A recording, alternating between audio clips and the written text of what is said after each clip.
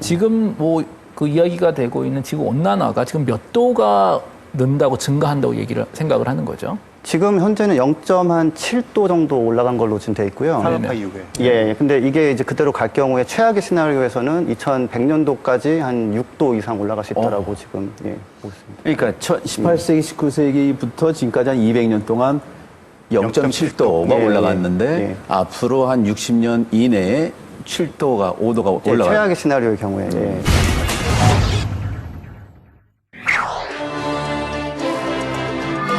갈수록 뜨거워지는 지구. 인류의 미래는 어떤 모습일까?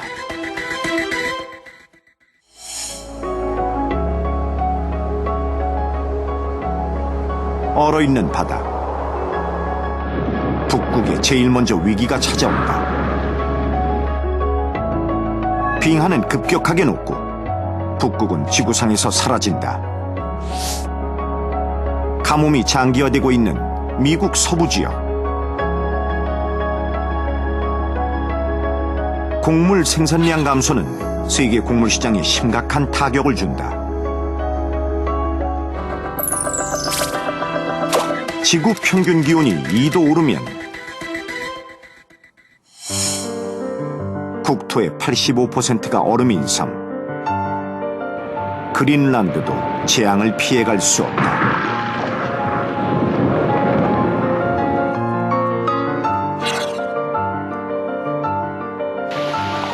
얼음이 녹으면서 바다의 해수면이 7m 상승한다.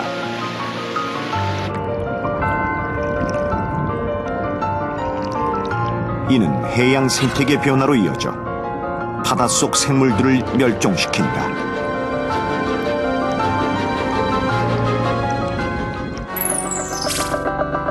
지구 평균 기온이 3도 오르면 상황은 더 심각해진다.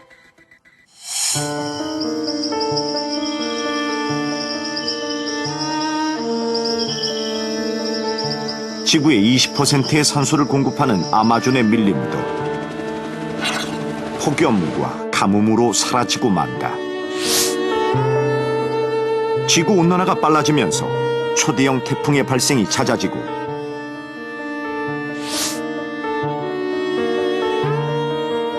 지구 곳곳에서 기상이변이 속출한다.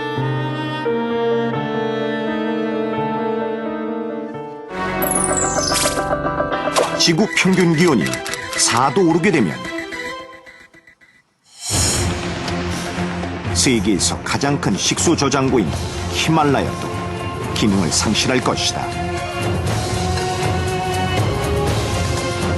히말라야의 만년설이 모두 녹으면서 인도와 중국, 네팔의 10억 인구를 책임져온 생명의 젖줄 겐지스강이 바닥을 보일 것이다.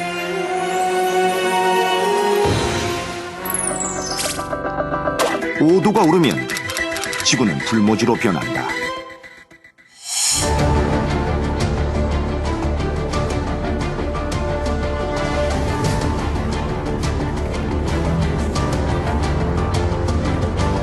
지구상에 있는 인류 거주 가능 지역이 점점 좁아지면서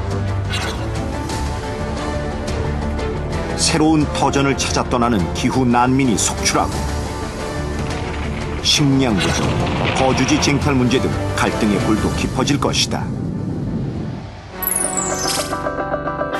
기온이 6도 오른 지구의 모습은 상상을 초월한다. 지구 전역에 걸쳐 진행된 사막화는 수많은 생물종의 대량 멸종 위기를 초래하게 된다.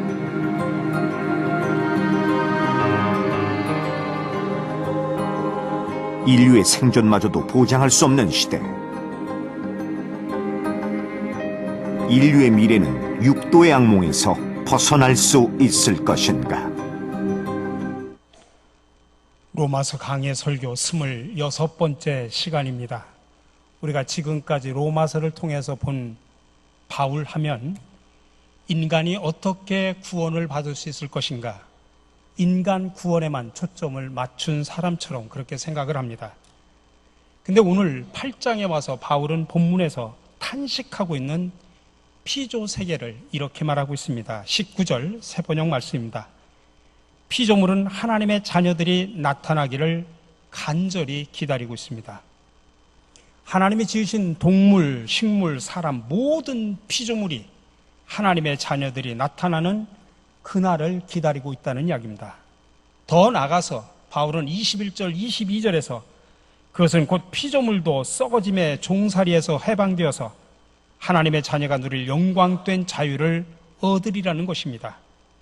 모든 피조물이 이제까지 함께 신음하며 함께 해산의 고통을 겪고 있다는 것을 우리는 압니다. 모든 피조물이, 인간만이 아니라 모든 피조물이 하나님의 구원과 해방을 기다리고 있다는 이야기입니다. 전에는 인간만 아파하는 줄 알았습니다. 전에는 인간만 하나님의 자녀들이 나타나기를 기다리는 줄 알았습니다. 그러나 파괴되어가는 피조 세계를 바라보고 성경의 말씀들을 우리가 새롭게 깨닫기 시작을 하면서 인간만이 아닌 모든 만물이 구원과 해방을 기다리고 있고 하나님의 자녀들이 나타나기를 간절히 기다리고 있다고 하는 그런 이야기입니다. 여기서 말하는 하나님의 자녀들이라고 하는 것은 지난번에도 말씀드렸듯이 예수 그리스도의 본을 따라 하나님을 아버지로 부를 수 있게 된 그리스도인들입니다. 다시 말하면 성령으로 거듭난 사람으로서 하나님의 뜻을 올바로 분별할 줄 아는 바른 신앙인을 말합니다. 그러기에 하나님의 사람들은 인간만의 구원과 해방이 아닌 모든 피조물의 구원과 해방이 진정으로 하나님의 뜻임을 바로 알고 그 뜻대로 살고 실천해가는 사람들입니다.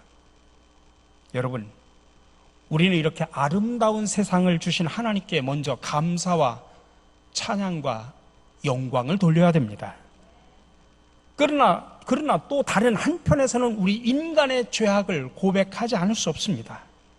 하나님 보시기에 참 좋았던 이 땅을 오물로 덮어버리고 하나님의 영광이 가득 차야 될 저 높고 푸른 하늘을 잿빛의 구름으로 가득 채워놓은 우리의 잘못을 철저하게 참회해야 됩니다.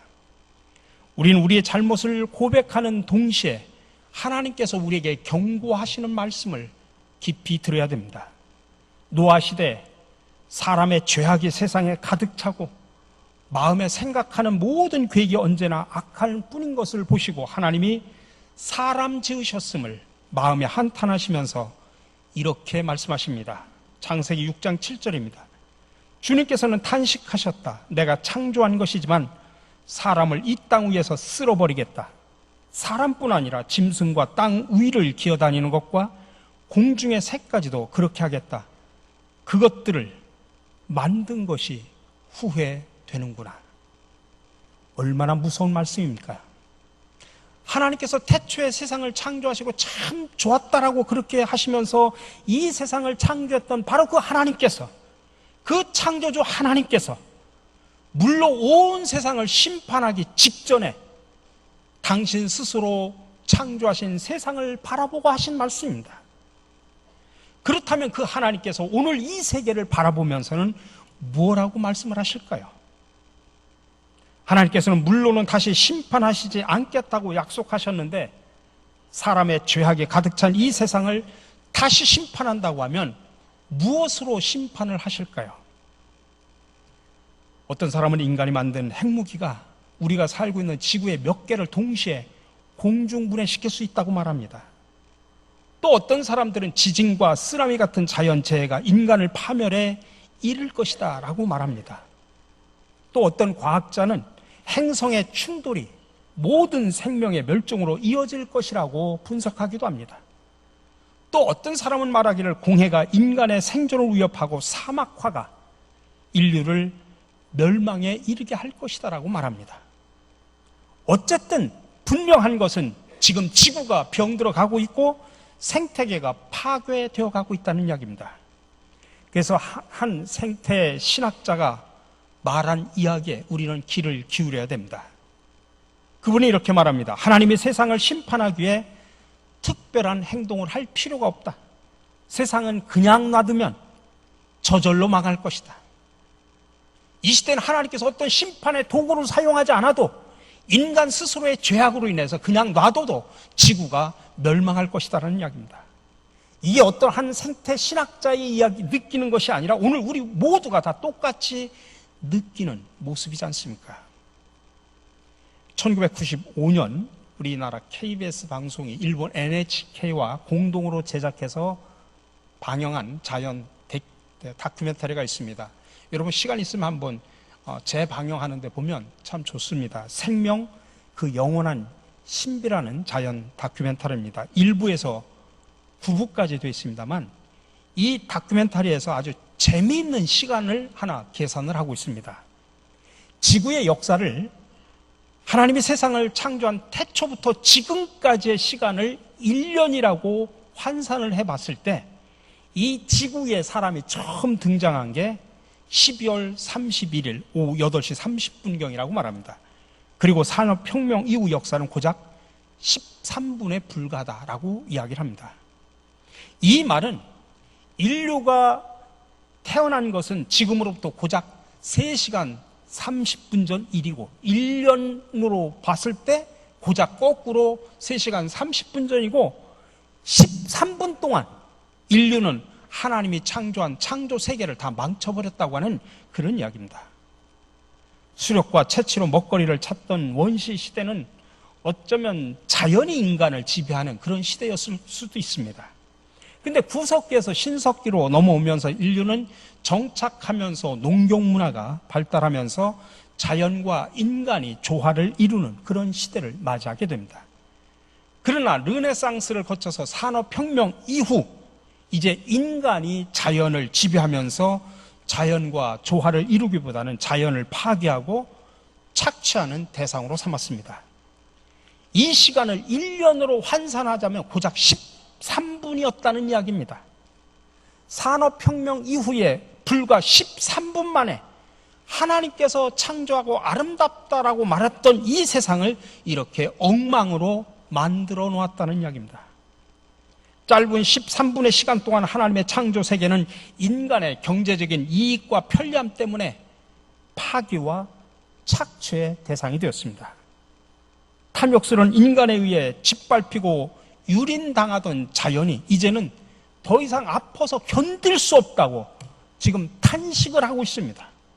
오늘 사도 바울이 본문에서 이야기하듯이 인간만이 아니라 모든 피조물이 지금 탄식하고 있습니다. 이제는 예측할 수 없는 자연이 되어서 오히려 인간을 공격하고 있습니다. 우리는 탄식하는 피조 세계를 바라보면서 인간도 아파하고 피조 세계도 탄식하는 신음소리를 들을 수 있는 영적인 귀가 열려져야 됩니다. 우리의 미래는 인간만이 잘 사는 환경보호운동을 해가지고 되는 일이 아닙니다. 인간과 자연이 함께 어우러져서 사는 하나님의 창조 세계를 살려내는 운동을 해야 되는 것입니다. 이것을 우리 교회에서는 창조 질서의 보존이라고 그렇게 표현합니다. 하나님 보시기에 좋았던 그 자연을 가꾸어 보존하여 후손들에게 존속 가능한 사회를 물려준다는 이야기죠.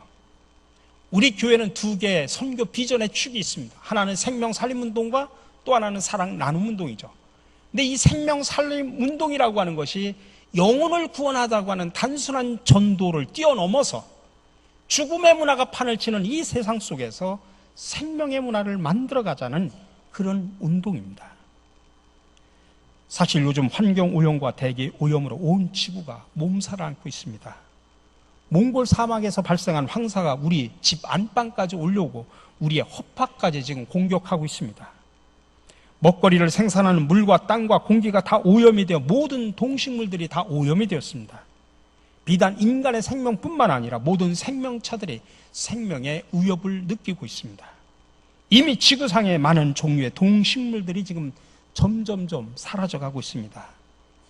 이제 이 미래 세계가 과연 어떻게 될까요?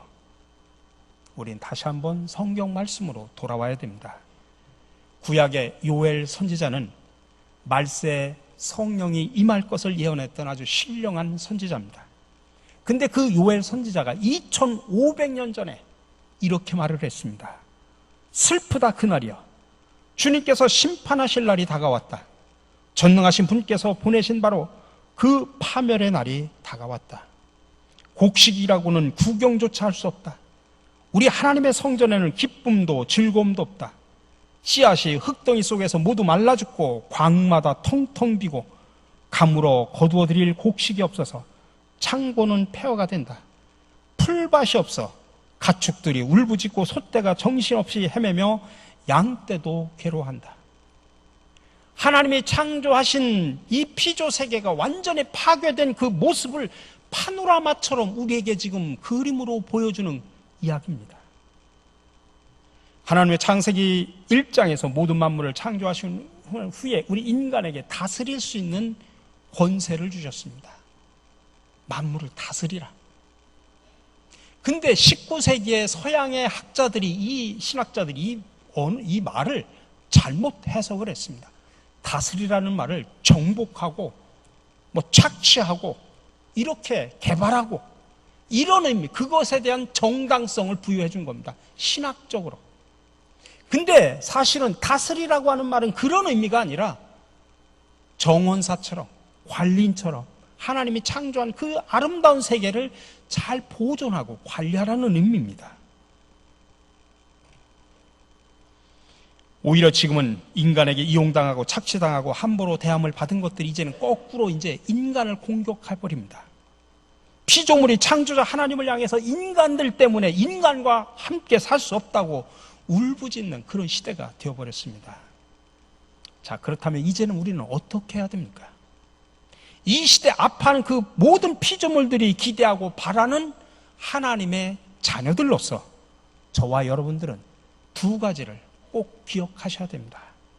첫 번째로 우리는 더불어 살아가는 존재로 창조되었다는 사실을 기억하시기 바랍니다.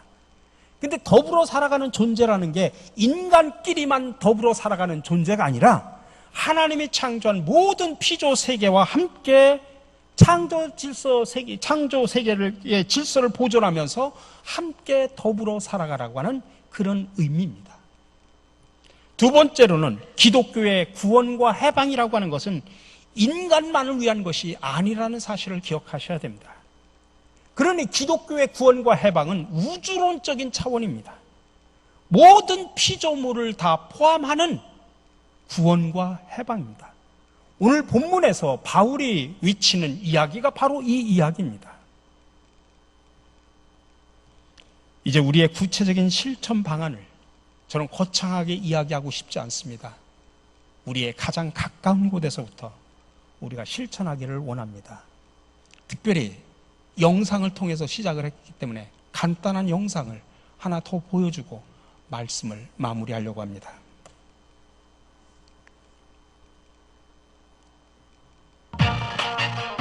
지구온난화 늦추는 법 첫 번째, 바로 탄소 발자국 줄이기입니다. 탄소 발자국이란 소비되는 제품들의 이산화탄소가 얼마나 발생하는지를 표시한 것인데요. 표시 단위는 우리가 심어야 하는 나무 무게로 나타냅니다. 우리가 무심코 사용하는 종이컵의 무게는 고작 5g에 불과하지만 탄소 발자국은 그 2배가 넘는 11g입니다. 여기서 배출되는 탄소량은 약 13만 톤. 이는 무려 나무 4,700만 그루 이상을 심어야 정화시킬 수 있는 엄청난 양입니다. 평소 종이컵 대신 머그컵이나 텀블러 사용을 습관화하는 것이 좋겠죠. 또한 평소 자동차 사용을 줄이고 대중교통이나 자전거를 이용하는 습관도 탄소 발자국을 줄이는 좋은 방법인데요. 순간의 편리함을 위한 일회용품의 사용을 자제하고 대중교통을 생활화하는 것만으로도 이산화탄소를 흡수하는 나무 수십 그루를 심는 것과 같은 효과를 얻을 수 있습니다. 지구온난화 늦추는 법 두 번째는 바로 물 발자국 줄이기입니다. 물 발자국이란 사람이 직간접적으로 사용하는 물의 양을 뜻하는 용어인데요. 우리가 소비하는 모든 음식과 물건에는 그 생산 과정에서 쓰이는 물이 숨겨져 있습니다. 무심코 생수를 마실 때에도 물 발자국은 물론 탄소 발자국까지 증가하게 되는데요.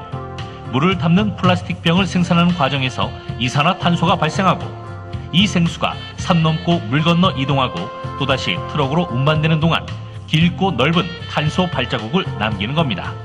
생수 대신 수돗물 마시기를 비롯해 생활 속 작은 실천만으로도 물 발자국을 줄이고 지구 온난화를 늦출 수 있는데요. 양치질할 때 컵을 사용하면 한 번에 약 4.8리터의 물을 절약할 수 있고요. 설거지를 할 때도 물을 받아서 하면 20분가량의 설거지 일에 약 74리터의 물을 절약할 수 있다는 사실. 지구온난화 늦추는 법 마지막은 바로 에너지 절약입니다. 우리나라 전력의 3분의 2가량을 담당하는 화력발전소. 하지만 화력발전을 위해 이산화탄소 배출은 불가피한데요. 때문에 에너지를 절약하는 작은 습관으로도 지구온난화를 한 걸음 늦출 수 있습니다.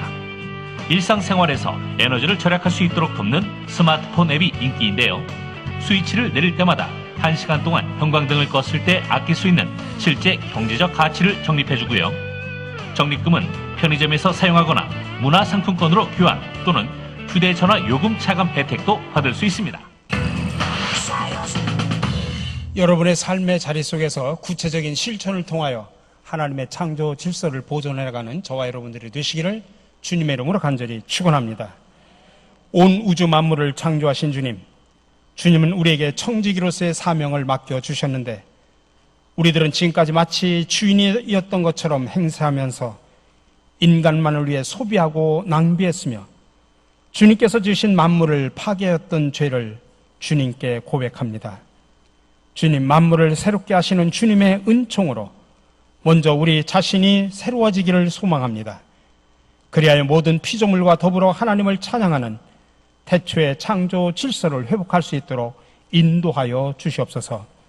예수 그리스도 이름으로 기도드립니다. 아멘.